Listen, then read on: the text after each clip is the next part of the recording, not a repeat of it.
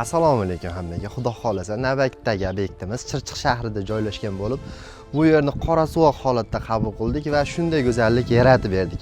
Marhamat, ichkarilarni bitta tomosha qilib ko'rib berasizlar.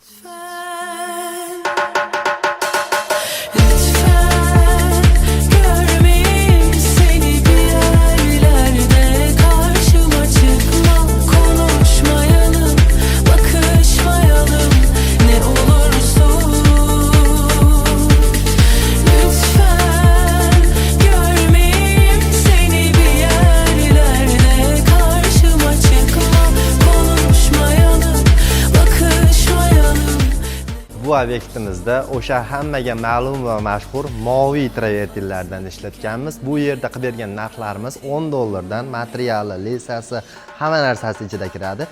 Kimgadir shunaqa xizmatlar kerak bo'lsa, pastdagi nomerga aloqaga chiqaverasizlar.